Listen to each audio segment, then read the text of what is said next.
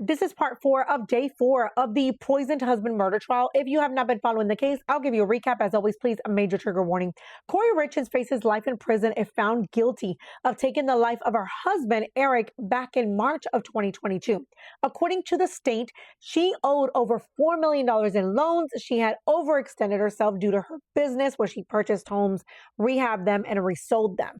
And she was desperate to start a new life. She also had a boyfriend, and she couldn't start that new life by divorcing Eric because she signed a prenup. She would essentially lose everything. However, if he passed, she would get over $2 million in life insurances, and that is why she took his life. Now, the defense states absolutely not. She loved him. Ma'am, did you read those text messages between her and her boyfriend? Anyways, that she loved him. And the fact of the matter is that he was an investor in her business. He was fully aware of what her business was going through. And also she knew that his sister was going to manage the trust if anything happened. So she wouldn't be getting all of these funds as the state is assuming. And that the only reason they're there is because the family paid an investigator over $100K to investigate and turn evidence over to the state. They are just desperate to blame someone. Keep in mind, this investigator found Eric's computer, kept it for a couple months, did not turn it over to police. It provided also police with 2 cell phones that were inoperable because he accidentally dropped them. Let's go into Carmen Louber's testimony, her second part. This is the defense's questions. If you want the prosecution's, just go to the video before. So the first thing that they ask her is, how many times did she meet with Detective Driscoll and Detective Maynard? And she said a couple of times. They asked her immediately, well, was this when you were in prison? She said, no, this was after she got out of prison. They then bring up these binders that essentially has all the transcripts of her interviews. They start going over to the first 2 interviews, which is March 3rd and March 4th. Also an interview for March 10th, and then the last ones are March 13th and 14th. So they're going to go through all of the testimony that she gave them, or all the interviews. Now, she asked her, when you got out of jail, did they reach out to you? Would they come and check on you? And she said, well, they would come and they would check my ankle monitor because sometimes my ankle monitor wasn't working. Sometimes at that point, they would ask me a couple of questions about the case. And she goes, what questions about the case? She goes, about my part. All the things that you're testifying about. Now, keep in mind that according to this information, this man is not only the detective for Corey's case, but it seems like he's also her parole officer. Now, the defense asked, did they ever go to her house? And she said, yes, they came to my house multiple times to, again, ask her questions. And then prior to her testimony, they met to essentially prepare her answers. And the defense is like, did they help you answer the questions, or did they guide you? And she said, well, they prepared me for cross-examination, letting me know that my past was going to come into play, just so I would know this and how I would feel about it.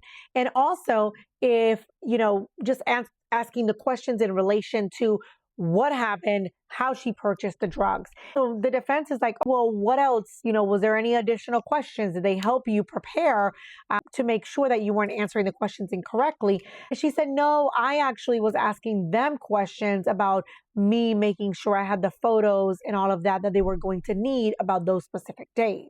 She did make it clear that one of the reasons they did that is because it's been 4 years. It's really to refresh her memory. Then she proceeds to say, okay, we'll talk about that in a minute, about your memory and the fact that it's been 4 years. But let's talk about when you were incarcerated, were you approached? And she said yes. The detective came and a woman came as well. And they share that Nick Savage was cooperating in the case during the time that she was in jail.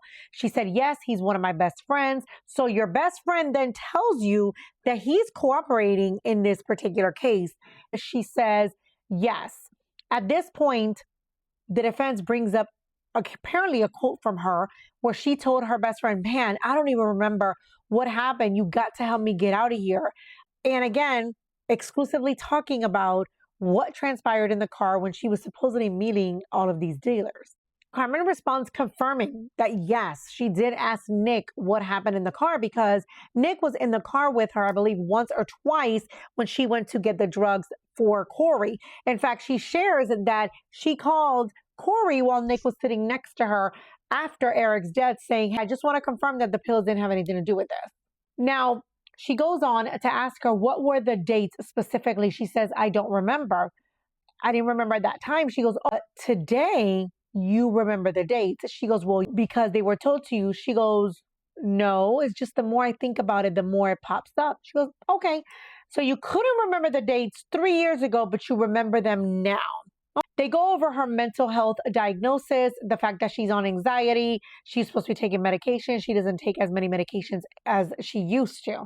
In 2021, she was given the opportunity to participate in the county drug court, which again, where you are essentially constantly being checked to see or tested to see if you are still doing drugs. She has to attend meetings. And the whole point is to really allow her the opportunity to rehabilitate herself. Now, she had been arrested for multiple felonies. In fact, 2 first-degree felonies, possession with intent to distribute, a third-degree felony, which is possession of a controlled substance, and then a number of misdemeanors. All of them dealt with the possession of controlled substances or driving under the influence. And that was in 2019. She said, yes, that was me and my exes. And that case actually allowed you to go to drug court. So again, when you go to drug court, you are allowed to plead in abundance or in advance. And that's really saying, I am going to do all of these programs. If you do these programs and you do what they ask you to do, it essentially doesn't show up in your record as a felony. In fact, she makes it clear that once you complete all of that, your drug charges are completely dismissed. Now, they go ahead and they say, okay, you haven't successfully finished drug court yet, correct? She goes, correct, it's on pause. She goes, okay, well, congratulations. We know it's been 4 years. And she asked her, is drug court really hard? She goes, well, they expect a lot in the beginning.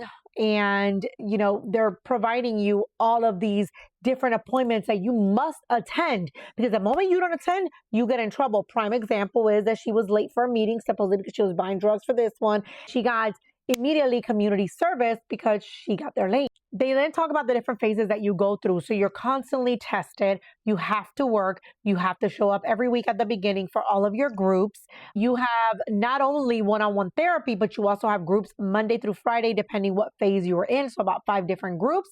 You have therapy sometimes 2-3 times a week, depending in the phase that you're in. She goes, yes. And she brings up all of the different dates where she essentially is supposed to be attending these meetings, attending or getting drug tests. She starts bringing up dates where she is essentially testing positive for drugs. In fact, she misses multiple times her appearance in court. She had missed meetings. Finally, October 27th, she doesn't go, and she automatically gets a warrant out for her arrest. On top of the fact that when they finally test her, she tested positive for benzo multiple times. So again, she's going through all of these different things that are happening in drug court during the time that supposedly she's giving her drugs. In fact, she continued missing tests November, December, January, February, again, when she was supposed to be giving her drugs. She was sanctioned at that point. Now, they state that only in 2020, she had gotten a negative drug test. And then back in January of 2022, that is essentially when she started missing these particular drug tests. Then at the end of January 28th, she goes back to drug court. She then tests positive for methamphetamine. Y'all know what I mean. Again, she tests positive February 11th for amphetamines. My goodness. And that is the day that supposedly she was going to buy the drugs for Corey that she had fronted $600 for. So again, she continues testing positive all the way through March. And again, she brings up the fact, so let me see if I understand this. The entire time that you are supposedly supplying drugs to Corey, you in fact were high. You testify here that you remember all of these text messages and all the information from March of 2022 where you were high all the time. She goes, no, not all the time, but she was using regularly. We'll continue her testimony. This is insane. Talk to you soon.